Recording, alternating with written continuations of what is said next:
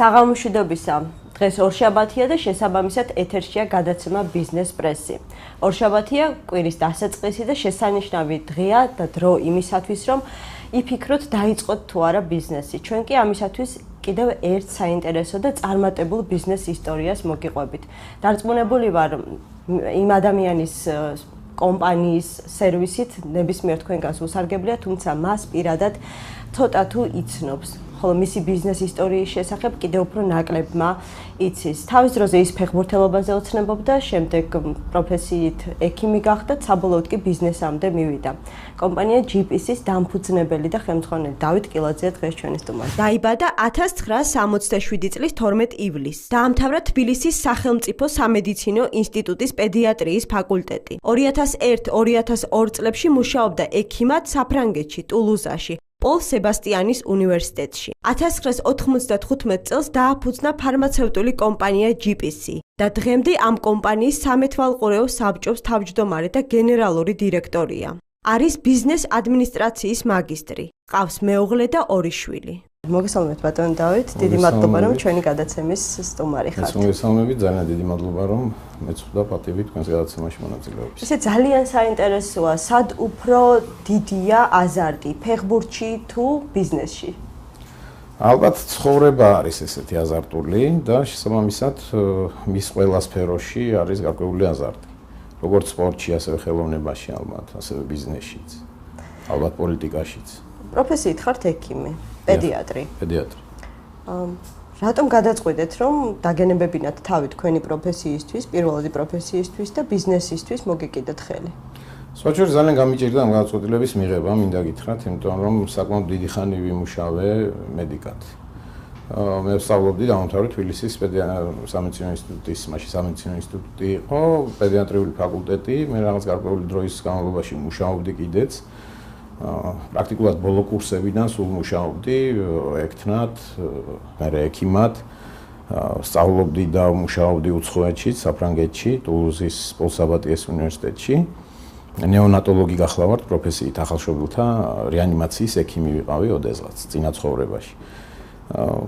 საკმაოდ გამიტაცა ამ პროფესია, იმიტომ ბავშვობიდან მე ექიმობაზე არ მიოცნებია, ბავშვობიდან ალბათ როგორც ყველა ბიჭი თბილისში. თამაშობდი ფეხბურთს და ოცნებობდი ფეხბურთელობაზე, იმიტომ იმ ეპოქაში ქართული ფეხბურთი საკმაოდ წარმატებული იყო. ფეხბურთელობა არ გამოვიდა? არა, აღარ გავაგრძელე, თქვათ, მშობლების გადაწყვეტილებაც იყო, სკოლაშიც ცუდად არ ვსწავლობდი, ოქროს მედალზე მაქვს დამთავრებული მათემატიკური, ფიზიკა-მათემატიკური სკოლა და ასე და ამგვარად მოხვდი მედიცინაში. მე შემიყვარდა მედიცინა, ძალიან დიდი დრო გავატარე, სამეცნიერო ხარისხიც გავაკეთე.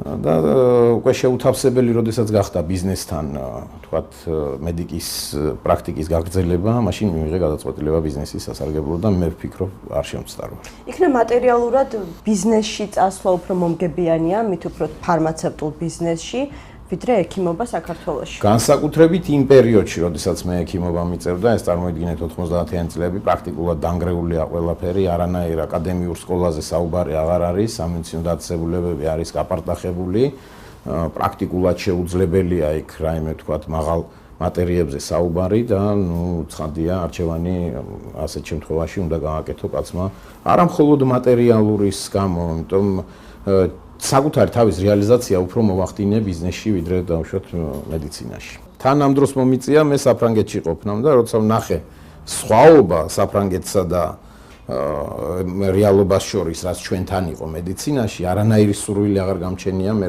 დაბრუნების იმ კლინიკაში, სადაც მუშაობდი.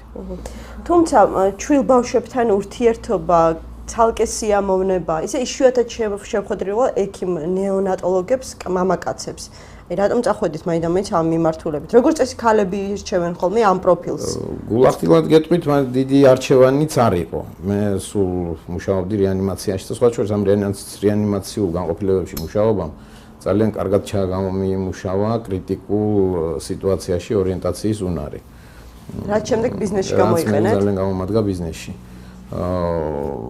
არჩევანი ჩემ დროს არ იყო, მაგრამ მაინც, იმიტომ ამთავრებდი ინსტიტუტს, პრაქტიკულად აღარაფერი აღარ არსებობდა. ადრე საბჭოთა პერიოდში იყო განაწილების სისტემა და ესეც დაშლილი იყო. ამიტომ ესე მოხვდი შემთხვევით ნეონატოლოგიაში, მე საკმაოდ დიდი ხანი გავატარე ეგ და ვთქვათ, ვთვლი რომ ბევრი პოზიტიური მომცა ვთქვათ, ჩემი როგორც პიროვნების ჩამოყალიბებაში და ამავე დროს აი ეს უნარჩვევები, რაც მე ძალიან გამომადგა ჩემს ბიზნეს აქტივობაში, ესეც პრაქტიკულად იქ ჩამომიყალიბდა. ძალიან შორს არ წასულხართ თქვენი პროფესიიდან, ანუ ფარმაცევტიკულ ბიზნესში, ასე ვთქვათ, მოსინჯეთ თქვენი ძალები. ეს მოხდა სპონტანურად თუ ამაზე დაჯექით, ძალიან ბევრი იფიქრეთ, რა უნდა გაგეკეთებინათ? აი მოგახსენებთ როგორც ყველაფერი, მათ შორის ფარმაცევტული საქმიანობაც პრაქტიკულად დანგრეული იყო. იმ ეპოქის აფთიაქები თუ გახსოვთ, იყო ორი დასახელების მედიკამენტი და პრაქტიკულად სიცარიელე რაღაცა ესეთი ნაცრისფერი, უსახური აფთიაქები იყო მაშინ თბილისში, არა მარტო თბილისში, მთელს ქვეყანაში. საშინელი დეფიციტი მედიკამენტების. მაშინ ჩემი ახლობელი იწვას ავადმყოფოში, ესეთი ვთქვათ, რაღაც ქირურგიული პრობლემა აწუხებდა და ჩვენ გვიწევდა მედიკამენტების შეძენა როგორც წესი გარეთ. მეც მუშაობდი ექიმად და როგორც წესი მედიკამენტს ვთქვათ, ვთხოვდით რომ მოეტანა ავადმყოფის პატრონს და მივხვდი რომ ეს რაღაც არანორმალური გარემო იყო, იმიტომ რომ ესე არ შეიძლებოდა ყოფილიყო და გადავწყვიტე, მაშინ ვიფიქრე რომ ცუდი არ იქნებოდა, მე მახსოვს აი კოლოფებს ვიღებდი ხოლმე ის რა ქვია მედიკამენტის კოლოფს და ვკითხულობდი მწარმოებელს, იმიტომ რომ ვხვდებოდი ერთ რამეს რომ ამ მედიკამენტს ნამდვილად ვიღაც აწარმოებს სადღაც.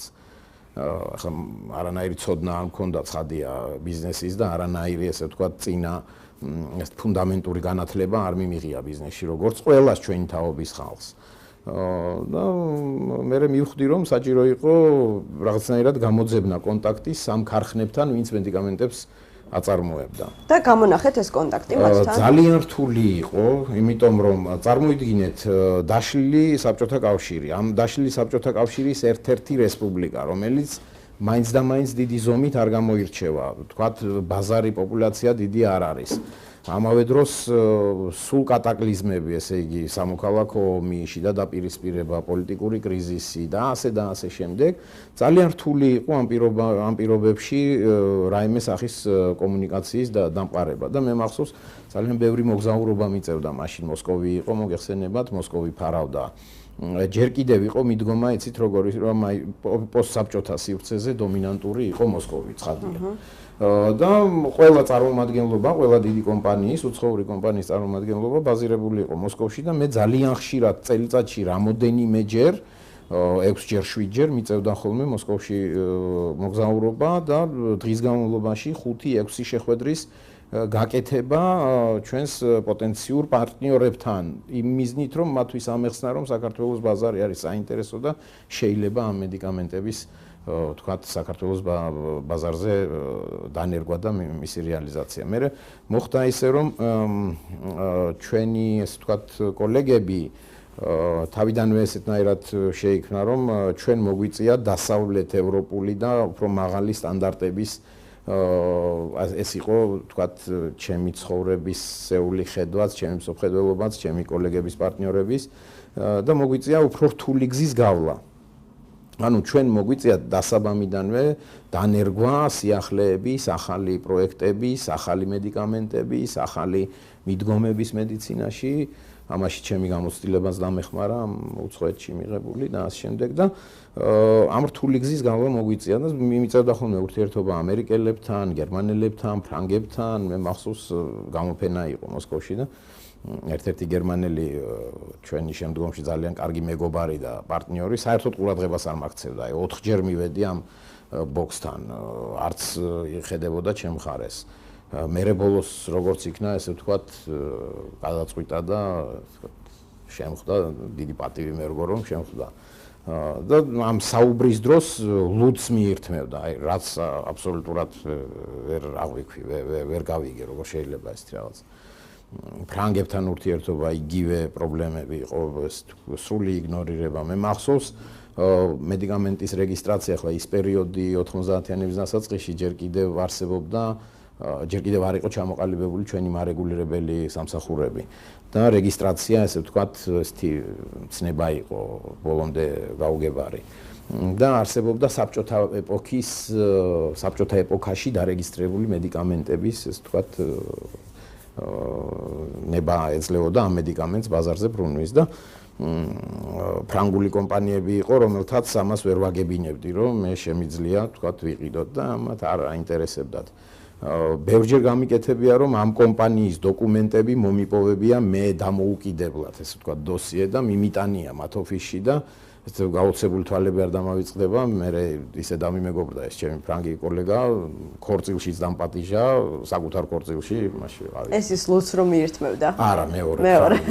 ახალგაზრდა კაცი იყო და ესე იქორწინა მერე და ამ ქორწილში ვიყავი დაპატიჟებული ვეზულში, ძალიან კარგი ქალაქია საფრანგეთში. ხო და მოკლედ აი ამ სირთულეების განაახო გიწევდა და ძალიან ბევრი სიახლე რაც დაინერგა ჩვენ ბაზარზე, მე ვთვლი რომ ჩვენი დამსახურება, ჩვენი კომპანიის დამსახურება. ყველაზე მთავარი არის ის, რომ აფთიაქმა შეიცვალა ეს უსახური სახე და აფთიაქი გახდა არა მხოლოდ გაჭირვების შემთხვევაში რომ უნდა მიმართო ეს ადგილი, არამედ ადამიანი, როდესაც ფიქრობს საკუთარ ჯანმრთელობაზე და სილამაზეზე. თუმცა საინტერესოა პირველი პარტია მედიკამენტების, ანუ როდის ჩამოიტანეთ, რამდენი იყო ეს, თანხა გქონდათ ამ ყველაფრისთვის ისესხეთ, არ ვიცი, ბანკიდან გამოიტანეთ კრედიტი, თუ მაშინ არსებობდა მსგავსი რესურსი და გქონდათ თუ არა აფთიაქი, სადაც ამ ყველაფრის რეალიზებას მოახდენთ, თუ პირველი პარტია ხელზე გაყიდეთ? ეს იყო ძალიან შორეული 93 წელი, როდესაც საქართველოში პრაქტიკულად არის ძალიან ძიმე ვითარება. ცხადია, მაშინ ბანკები იყო ერთ-ერთმა ჩემო კოლეგამ თქვა ოქროს თასი, აჩი და ასე შემდეგ, რომლებმაც მე ძალიან დიდი პრობლემები შეუქმნა ხალხს. ანუ ბანკის სანდოობა იყო პრაქტიკულად და არც ვიცოდით რომ შეიძლებოდა ესეთი რაღაც ყოფილიყო. ჩვენ მქონდა სულ მახსოვს 50000 რუსული რუბლი მე მქონდა პირადად და მახსოვს პირველად ვიყიდეთ კლაფორანი. არის ესეთი ანტიბიოტიკი კლაფორანი, რომელიც არ მახსოვს ახლა რაოდენობა რამდენი იყო, რომელიც პირველივე დღეს გავყიდეთ, მქონდა მაშინ ერთი პატარა აფთიაქი საბურთალოს ბაზარში. აი მთელი, ვთქვათ, მოცულობა ჩვენი კლაფორანის გაიყიდა პირველივე დღეს, ну ცხადია, კარგი მოგებით. მერე იყო ერთი პერიოდი, როდესაც მოსკოვში ყავდა მომწოდებელი, დიდი საბითუმო კომპანია. ჩვენ მაშინ არ ვიცოდით თუ ეს იყო, რომ არსებობდა დისტრიბუცია, არსებობდა ეს ვთქვათ, ასეთი დალაგებული სისტემები, მაღალ მატერიებზე, ჰოსპიტალურ ფარმაციაზე და ამაზე საერთოდ არ იყო საუბარი, განვითარებულ ქსელზე. ჩვენ ვყიდულობდით ამ სადისტრიბუციო კომპანიაში, ვაწვიდნენ და აი აეროპორტიდან ვიდრე ვთქვათ თავისუფლების მოედნამდე ძალიან ხშირად აი ამ გზაზე გაგვიყიდია მედიკამენტები, ის პარტია, რაც ხადია ეს პატარა პარტიები იყო და პრაქტიკულად თავისუფლების მოედანზე მოსულ ვართ ისე რომ მქონდა დარჩენილი 2 ან 3 კოლოფი რაღაცა მედიკამენტი. ახლა ძალიან რთულია ასე სწრაფად მოახდინო რეალიზება და ასეთი დიდი მოგება მიიღო. ეხლა ეცით როგორ არის ფარმაცევტული ბაზარი არის ძალიან საინტერესო ბაზარი და ვთვლი რომ ყოველთვის ბევრი რამ არის გასაკეთებელი. ამიტომაც არ მიფიქრია არასოდეს დავუშვათ სხვა დივერსიფიცირებაზე და ასე და ასე შემდეგ რა, იმიტომ რომ ფარმაცევტულ ბაზარზეც ძალიან ბევრი საქმეა მართლაც გასაკეთებელი და დღესაც ძალიან ბევრი რამ არის დასანერგი. აი სულ ამბობ ხოლმე რომ ჰოსპიტალური ფარმაცია ჩვენთან პრაქტიკულად არ არსებობს. ჩვენთან აღქმა არის რომ ჰოსპიტალში უნდა იყოს ღია ტიპის აფთიაქი, რომელიც მიყიდის მედიკამენტებს. ესე არ არის.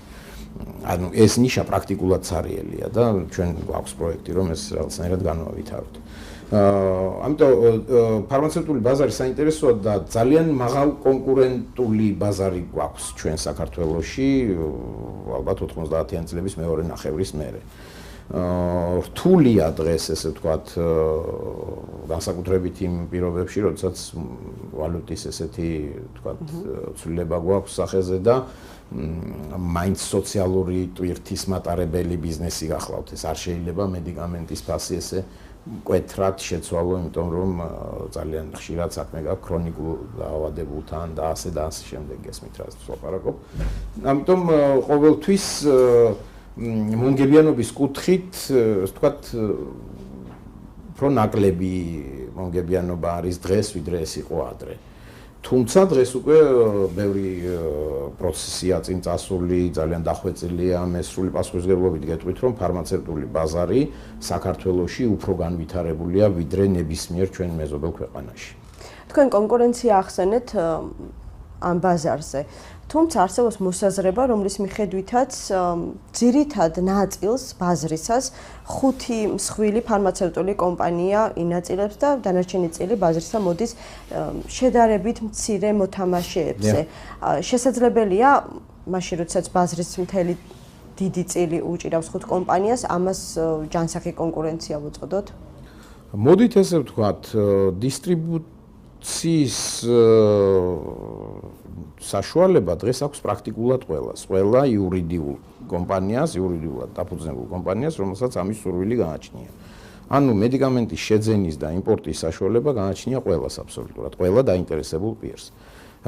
ის რომ სააფთიაქო ქსელები განვითარდა, სააფთიაქო ქსელების განვითარება არის რეზულტატი და შედეგი მართლაც ძალიან დიდი შრომის, აი კოლოსალური ენერგია, თქვათ, ჩადებული ჩვენი კომპანიის განვითარებაში და მე ვიცი, რომ ჩვენი კოლეგებიც, თქვათ, არანაკლები კოლეგები თუ კონკურენტები ბატონ დავით? კონკურენტებიც და კოლეგებიც, იმიტომ რომ ჯერთით ჩვენ ყველა სამედიცინო ინსტიტუტი გვაქვს დამთავრებული, უმეტესობას აქვს ან სამკურნალო ან პედიატრიული, ანუ სამკურნალო განხრით გახლავართ ყველა ფარმაცევტი პრაქტიკულად არც მახსენდება. აქედან გამომდინარე, ვთქვათ, ბევრი საერთო გვაქვს ცხადია.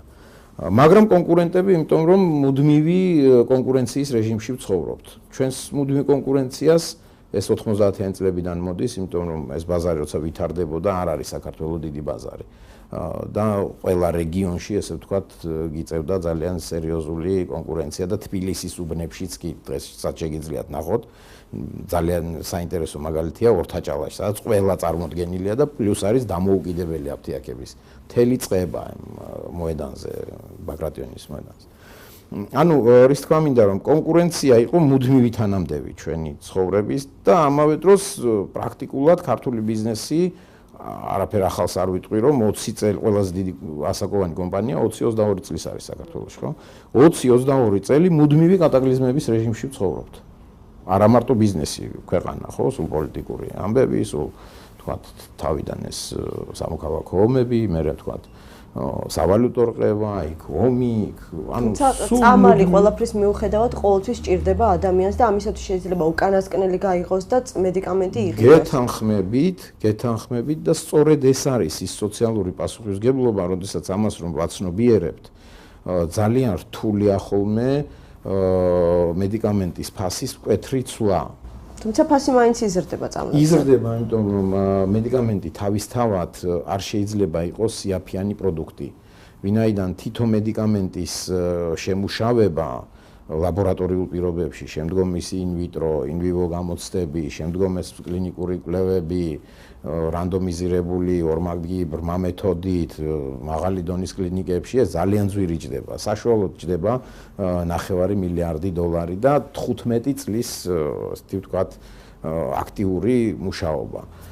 შესაბამისად, მედიკამენტი ვერანაირად ვერ იქნება იაფი ღირებულების მატარებელი რამ. აქედან გამომდინარე, როდესაც, მაგრამ მედიკამენტიც არის ნაწილი ეკონომიკური აქტიურობის, ხო მართალია. შესაბამისად, როდესაც იცვლება ფასი, იცვლება ვალუტის ღირებულება, ცხადია მედიკამენტის გაძვირებაც თან ახლავს. მაგრამ ჩვენ ვცდილობთ გამომდინარე იმ სოციუმიდან, სადაც ცხოვრობთ და ვითვალისწინებთ რა გარემოშიც გვიწევს ვთქვათ ფუნქციონირება, ვცდილობთ რომ აი ეს კატაკლიზმური ნახტომები, ესე ვთქვათ, ნახტომისებური ცვლილებები ფასზე არ აისახოს და სულ მუდმივი პრესინგია, მარტო ჩვენ არა, ყველა ამაზე ლაპარაკობს, ჟურნალისტები, ხელისუფლება, ნებისმიერი ხალხი და ამ შემდეგ. ანუ წნეხი მუდმივი არის. იყო შემთხვევები წინა ხელისუფლების დროს, როცა ხელისუფლება შეიძლება ითქვას ასე უკვეთავდა ფარმაცევტულ კომპანიებს, საფთიაქო ქსელებს, რომ არ გაეზარდათ ან შეემცირებინათ ფასი მედიკამენტებზე. თქვენს მიმართ ყოფილა მსგავსი შეკვეთა და თუ შეგისრულებიათ? პირადად ჩემთვის არასოდეს არ დავურეკავთ ამაზე, ანუ სრული პასუხისმგებლობით გამნევით, მაგრამ წინა ხელისუფლების დროს იყო დაშვებული ძალიან სერიოზული შეცდომა, მე რასაც ვთვლი რომ ეს იყო შეცდომა და მაშინ არ გაჭრა არანაირმა, ესე ვთქვათ, საღმა აზრმა არ იმუშავა. მაშინ იქნა დაშვებული ცვლილებები კანონმდებლობაში და დაშვებული იქნა პარალელური იმპორტი. თავისთავად პარალელურ იმპორტში არაფერი ცუდი არ არის და ეს არის ევროპის მთელ რიგ ქვეყნებში. მაგრამ იმ ქვეყნებში, სადაც ხარისხის კონტროლია ძალიან მაღალ დონეზე. საქართველოში პრაქტიკულად არ იყო ხარისხის კონტროლი, პრაქტიკულად არ არსებობდა და დაშვებული იქნა პარალელური იმპორტის პრაქტიკა. ჩვენ გვიცავს ის გარემოება, რომ ბაზარია პატარა და ფალსიფიკატორისთვის მან და მაინც დიდი მომხიბვლელი არ გახლავთ. ფალსიფიცირება რას უკეთდება? არა მარკეტინგულ პროდუქტს, რასაც თქვა დანერგვა და ბევრი წვალება სჭირდება, არამედ იმას ბესტსელერს რაც არის, ხო? და ბესტსელერზე ყოველთვის დიდი მოთხოვნაა დიდი ბაზრებიდან. შესაბამისად აღარ რჩება ეს ფალსიფიკატორიც ხო არ არის ეს დიდი თქვა ინდუსტრიული მწარმოებელი, ხო? იქაც თქვა რაღაც შეზღუდვები არსებობს. აქედან გამომდინარე ჩვენ ეს გვიფარავთ, რომ იმ რეჟიმში, როდესაც ქვეყანაში არ არსებობდა ხარისხის კონტროლი და ეს აუცილებლად უნდა იყოს. არც ახლა არ არსებობს ესე ვთქვათ. დღესაც ვერ ვიტყვი რომ არსებობს, თუმცა დღეს ამაზე საუბარი არის. დღეს ამაზე საუბრობს ჯანდაცვის სამინისტრო, რომ უნდა ვთქვათ ხარისხის კონტროლს ფარმაცია მთელ მსოფლიოში არის რეგულირებადი დარგი. ყველაზე რეგულირებადი ალბათ, იმიტომ რომ მედიკამენტი რა არის? მედიკამენტი არის შხამი, რომლის მცირე დოზები სამკურნალოა, დიდი დოზა გავნებს. ანუ რის თქმა მინდა რომ ხარისხის კონტროლი არის უპირველესი და ის სისტემა რომელიც უნდა მუშაობდეს სამწუხაროდ ჩვენს ქვეყანაში ეს ჯერ არ არის. ვისურვებდი რომ ყოფილიყოს ამ ხრივ უყურეთ დისტრიბუტორის ფუნქცია არის რომ უზრუნველყოს ხელმისაწვდომობა მედიკამენტისადმი, ანუ დისტრიბუტორის და საცალო ქსელის ფუნქცია ეს გახლავთ, ანუ მედიკამენტი უნდა იყოს ხელმისაწვდომადი. რათა კარგად გაყიდოს შემდეგ უნებრივია ხო? ადამიანს უნდა ჰქონდეს საშუალება რომ მედიკამენტი თუნდაც უმაღლესი ტექნოლოგიის, თუნდაც ახალი მედიკამენტი, რომელიც მსოფლიოში სულ 2-3 ქვეყანაში არის დანერგილი, მისი შეძენა შეეძლოს. ფასი სხვა ისტორია გახლავთ. ფასი არის რეგულირდება იმ სისტემებით, რასაც reimbursement ქვია, რეგულირდება, თქვა თანაგადახდის პრინციპებით, სადაზღვევო პრინციპებით და ასე და ასე შემდეგ. აი, საფრანგეთში მაგალითად ძალიან კარგი სისტემაა Sécurité Sociale, რომელიც ფარავს ძალიან დიდ, თქვა, მოცულობას სამედიცინო მოხმარე სერვისის და ფარმაცევტული პროდუქციის. ეს სხვა გახლავთ, სხვა გარემოება არის, მაგრამ მნიშვნელოვანი არის ის, რომ ხელმისაწვდომი იყოს და მეორე მხრივ სახელმწიფოს ფუნქცია გახლავთ ის, რომ ეს ხელმისაწვდომი მედიკამენტი არ იყოს მავნებელი. ანუ რამდენად არის დაცული მომხმარებელი ფალსიფიცირებული მედიკამენტისგან, ამაზე ჩვენ გადაცემის მეორე ნაწილში ვისაუბრებთ. დავით კილაძეა დღეს ჩვენი გადაცემის სტუმარი, დაგვალოდეთ რამდენიმე წუთში გიბრუნდებით რეკლამის შემდეგ ეთერში.